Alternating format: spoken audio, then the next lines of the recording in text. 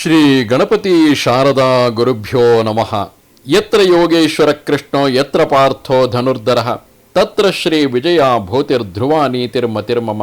ಶ್ರೋತೃಗಳಿಗೆ ಶ್ರೀ ಅಳಸಿಂಗರಾಚಾರ್ಯ ವಿರಚಿತ ಶ್ರೀ ವ್ಯಾಸ ಮಹರ್ಷಿ ಪ್ರಣೀತ ಶ್ರೀಮನ್ ಮಹಾಭಾರತದ ಅಶ್ವಮೇಧಿಕ ಪರ್ವದಲ್ಲಿ ಕೃಷ್ಣನು ಅರ್ಜುನನಿಗೆ ತಾನು ಹೇಳಿದ ಬ್ರಾಹ್ಮಣ ಸ್ತ್ರೀ ಮತ್ತು ಬ್ರಾಹ್ಮಣನೆಂಬುದು ಕ್ರಮವಾಗಿ ಬುದ್ಧಿ ಮತ್ತು ಮನಸ್ಸು ಎಂಬಿವುಗಳೇ ಎಂದು ತಿಳಿಸಿದುದು ಎಂಬ 35ನೆಯ ಅಧ್ಯಾಯಕ್ಕೆ ಸ್ವಾಗತ.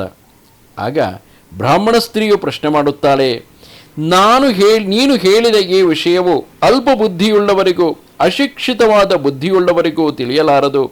ನೀನು ಹೇಳಿದ ವಿಷಯವು ಬಹುವಾಗಿಯೂ ಅಲ್ಪವಾಗಿಯೂ ಸಂಕ್ಷಿಪ್ತವಾಗಿಯೂ ವಿಸ್ತಾರವಾಗಿಯೂ ಇರುವುದೆಂದು ನನಗೆ ತೋರಿದೆ.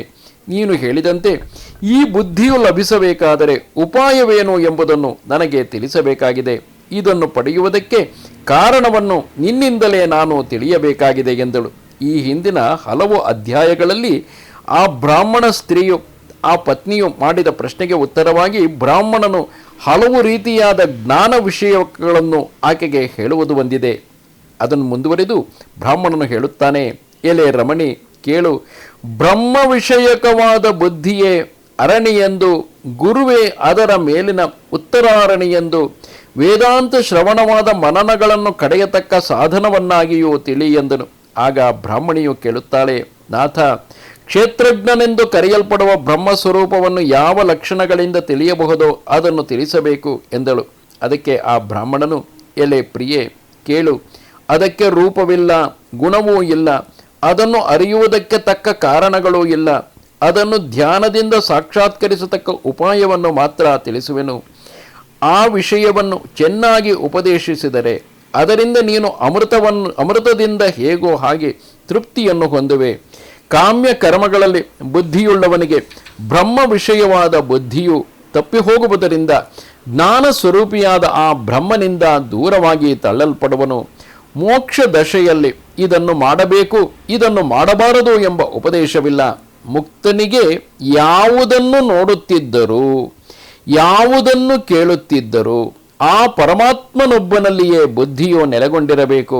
ಈ ವಿಷಯದಲ್ಲಿ ಎಲ್ಲ ಅನುಮಾನಗಳಿಂದಲೂ ಪ್ರತ್ಯಕ್ಷ ಪ್ರಮಾಣಗಳಿಂದಲೂ ಸಿದ್ಧವಾದ ಮತ್ತು ವ್ಯಕ್ತಾವ್ಯಕ್ತ ಸ್ವರೂಪವುಳ್ಳ ಎಲ್ಲವನ್ನು ಎಷ್ಟು ಅಂಶಗಳಾಗಿ ವಿಭಾಗಿಸಬಹುದೋ ಅಷ್ಟರವರೆಗೂ 100,000 ಸಂಖ್ಯೆಯಿಂದ ವಿಭಾಗಿಸಿ ನೋಡಬೇಕು. ಯಾವುದಕ್ಕಿಂತಲೂ ಮೇಲಾದುದಿಲ್ಲವೋ ಅಂತಹ ಸರ್ವೋತ್ತಮವಾದ ಬ್ರಹ್ಮಜ್ಞಾನವು ಶಮದಮಾದಿಗಳ ಅಭ್ಯಾಸ ಬಲದಿಂದ ಉಂಟಾಗುವುದು ಎಂದನು. ಅರ್ಜುನ ಶ್ರೀಕೃಷ್ಣನು ಹೇಳುತ್ತಿರುವನು, ಆಮೇಲೆ ಆ ಬ್ರಾಹ್ಮಣ ಸ್ತ್ರೀಯ ಬುದ್ಧಿಯು ಜೀವನನ್ನು ಪರಮಾತ್ಮನಲ್ಲಿ ಲಯಿಸುವುದಕ್ಕಾಗಿ ಕ್ಷೇತ್ರವೆನಿಸುವ ಶರೀರದ ಸ್ವರೂಪ ಜ್ಞಾನವನ್ನು ತಿಳಿದುಕೊಂಡು ಎಲ್ಲ ಜೀವಿಗಳಿಗೂ ಮೇಲಾದ ಪರಮಾತ್ಮನಲ್ಲಿ ಸೇರಿತು ಎಂದನು. ಆಗ ಅರ್ಜುನನು ಕೇಳುತ್ತಾನೆ, ಕೃಷ್ಣ, ಇಂತಹ ಉತ್ತಮ ಸಿದ್ಧಿಯನ್ನು ಹೊಂದಿದ ಆ ಬ್ರಾಹ್ಮಣ ದಂಪತಿಗಳು ಈಗೆಲ್ಲಿರುವರು? ಅವರಿಬ್ಬರ ವಿಚಾರವನ್ನು ನನಗೆ ತಿಳಿಸಬೇಕು ಎಂದು ಕೇಳಿದಾಗ ಕೃಷ್ಣನು ಹೇಳುತ್ತಾನೆ, ಧನಂಜಯ, ಅವರು ಬೇರೆ ಯಾರೂ ಅಲ್ಲ, ನನ್ನ ಮನಸ್ಸನ್ನೇ ಬ್ರಾಹ್ಮಣನನ್ನಾಗಿಯೂ ನನ್ನ ಬುದ್ಧಿಯನ್ನೇ ಬ್ರಾಹ್ಮಣ ಸ್ತ್ರೀಯನ್ನಾಗಿಯೂ ಹೇಳಿದೆನೇ ಹೊರತು ಬೇರೆಯಲ್ಲ. ಕ್ಷೇತ್ರಜ್ಞನೆಂದು ಹೇಳಲ್ಪಡುವವನು ಅಂತರಾತ್ಮನು ನಾನೇ ಎಂದನು. ಇದು ಶ್ರೀಮನ್ ಮಹಾಭಾರತದ ಅಶ್ವಮೇಧಿಕ ಪರ್ವದಲ್ಲಿ 35ನೆಯ ಅಧ್ಯಾಯವು. ನಮಸ್ತೆ ಶಾರದೆ ದೇವಿ ಕಾಶ್ಮೀರ ಪುರವಾಸಿನಿ ತ್ವಾಮಹಂ ಪ್ರಾರ್ಥಯೇ ನಿತ್ಯಂ ವಿದ್ಯಾದಾನಂಚ ದೇಹಿಮೆ. ನಮಸ್ಕಾರ.